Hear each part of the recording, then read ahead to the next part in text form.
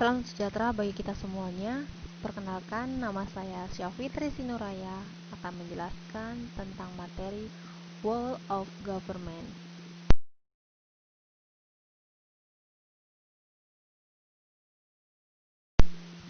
Whole of Government atau disingkat dengan WOG merupakan sebuah pendekatan penyelenggaraan pemerintahan yang menyatukan upaya-upaya kolaboratif pemerintah dari keseluruhan sektor dalam ruang lingkup koordinasi yang lebih luas, guna mencapai tujuan-tujuan pembangunan kebijakan, manajemen program, dan pelayanan publik.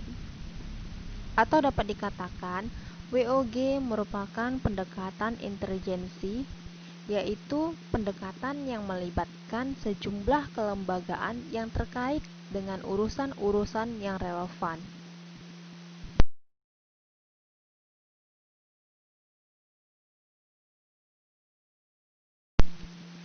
Terdapat beberapa alasan yang menyebabkan mengapa WOG menjadi penting dan tumbuh sebagai pendekatan yang mendapatkan perhatian dari pemerintah.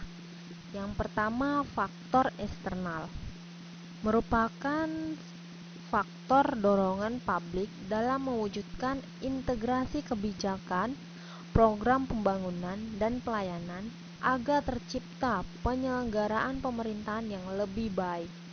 Yang kedua, faktor internal. Dengan adanya fenomena ketimpangan kapasitas sektoral sebagai akibat dari adanya nuansa kompetisi antar sektor dalam pembangunan. Yang ketiga, keberagaman merupakan keberagaman latar belakang nilai, budaya, adat istiadat, serta bentuk latar belakang lainnya yang mendorong adanya potensi disintegrasi bangsa.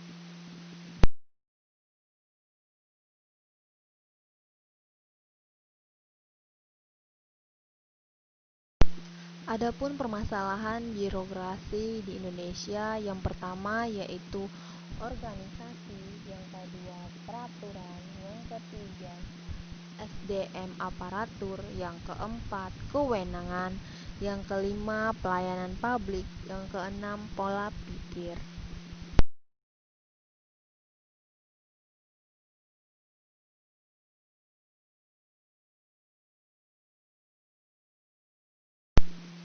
Ada beberapa cara pendekatan WOG yang dapat dilakukan.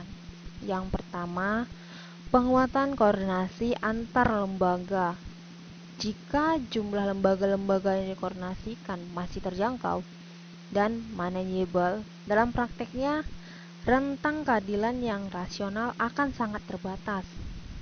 Yang kedua, membentuk lembaga koordinasi khusus. Pembentukan lembaga terpisah dan permanen yang bertugas dalam mengkoordinasikan sektor atau kementerian adalah salah satu cara melakukan WOG. Yang ketiga, membentuk gugus tugas merupakan bentuk pelembagaan koordinasi yang dilakukan di luar struktural formal yang setidaknya tidak permanen. Yang keempat, koalisi sosial merupakan bentuk informal dari penyatuan koordinasi antar sektor atau lembaga tanpa perlu membentuk pelembagaan khusus dalam koordinasi ini. Tantangan yang akan dihadapi dalam penerapan WOG di tataran praktek antara lain adalah kapasitas SDM dan institusi yang terlibat dalam WOG tidaklah sama. Yang kedua, nilai dan budaya organisasi. Yang ketiga, kepemimpinan yang menjadi salah satu kunci penting dalam pelaksanaan WOG. Kepemimpinan yang dibutuhkan adalah kepemimpinan yang mampu mengakomodasi perubahan nilai dan budaya organisasi serta meramu SDM yang tersedia guna mencapai tujuan yang diharapkan.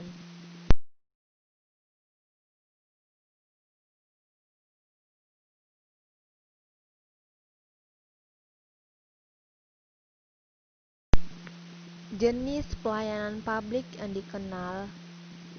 yang digunakan untuk pendekatan WOG diantaranya yang pertama pelayanan administrasi, dalam pelayanan yang bersifat administratif, menghasilkan berbagai produk dokumen resmi yang dibutuhkan warga masyarakat. Misalnya bisa meliputi KTP, status kewarganegaraan, status usaha, surat kepemilikan, atau pengusahaan atas barang.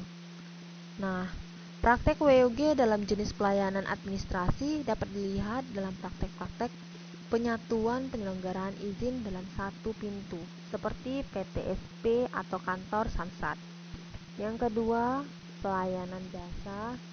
Pelayanan yang menghasilkan berbagai bentuk jasa yang dibutuhkan warga masyarakat, seperti pendidikan, kesehatan, ketenagakerjaan, perhubungan, dan sebagainya. Yang ketiga, pelayanan barang. Pelayanan yang menghasilkan jenis barang yang dibutuhkan warga masyarakat, seperti misalnya jalan, perumahan, jaringan telepon, listrik, air bersih, dan seterusnya. Yang terakhir, pelayanan regulatif. Pelayanan melalui penegakan hukuman dan peraturan perundang-undangan maupun kebijakan publik yang mengatur sendi-sendi kehidupan masyarakat.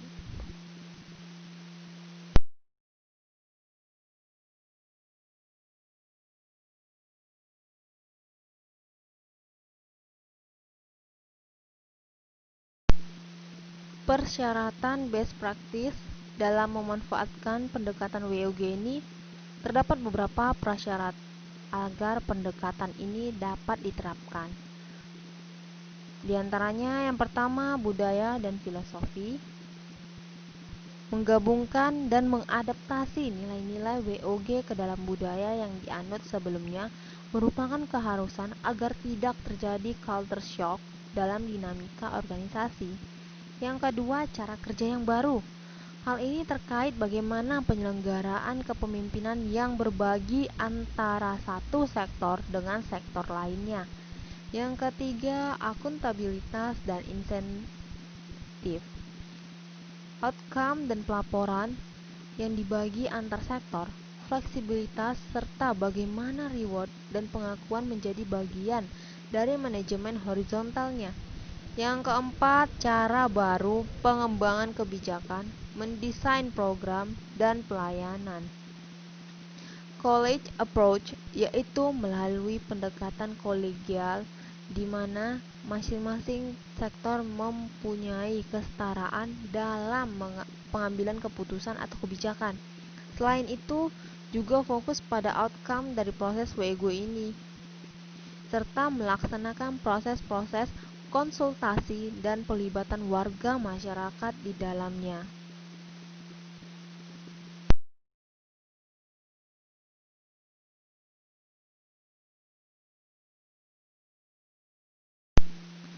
Implementasi WOG dalam perspektif kebijakan di Indonesia, ada baiknya kita pertama memahami hakikat dasar pelayanan publik. Dalam pembukaan Undang-Undang Dasar Negara Republik Indonesia tahun 1945 mengamanatkan bahwa tujuan didirikan Negara Republik Indonesia antara lain adalah untuk memajukan kesejahteraan umum dan mencerdaskan kehidupan bangsa. Nah, selanjutnya juga kita harus memahami bahwa WOG ada kaitan dalam lingkup penyelenggara negara. Ada juga dalam lingkup penyelenggaraan pemerintahan negara, lingkup hubungan antara pemerintah pusat dan daerah serta antar daerah, dan kita juga harus memahami diperlukan ASN yang profesional, bebas dari intervensi politik, bersih dari praktik korupsi, kolusi, dan nepotisme, mampu menyelenggarakan pelayanan publik bagi masyarakat dan mampu menjalankan peran sebagai perekat pemersatuan dan kesatuan bangsa berdasarkan Pancasila dan Undang-Undang Dasar 1945. Nah, selanjutnya kita dapat memahaminya WOG dalam pelayanan publik di lingkup administrasi pemerintahan. Dan kita juga harus memahami apa asas-asas terkait dalam implementasi WUG. Asas-asasnya seperti asas kepastian hukum, asas kepentingan umum, asas akuntabilitas, asas proporsionalitas, asas profesionalitas, asas keterbukaan, asas efisiensi, dan asas efektivitas. Selanjutnya, kita juga harus memahami dasar kebijakan pelayanan publik. Dasar utama hukum praktek penyelenggaraan pelayanan publik di Indonesia adalah Undang-Undang Nomor 25 Tahun 2009 tentang Pelayanan Publik yang dimulai berlaku sejak tanggal 18 Juli 2009. Pegawai ASN yang merupakan unsur aparatur negara berfungsi sebagai pelaksana kebijakan publik, pelayan publik, dan perekat dan pemersatu bangsa. Khusus mengenai tugas dan peran ASN dalam penyelenggaraan publik ditegaskan pula dalam Undang-Undang ASN sebagaimana yang telah kita dapat pahami.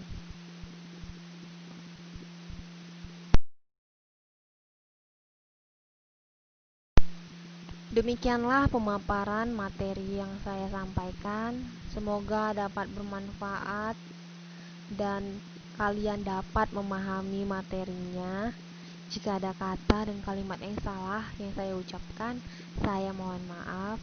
Akhir kata saya ucapkan selamat beraktivitas dan terima kasih.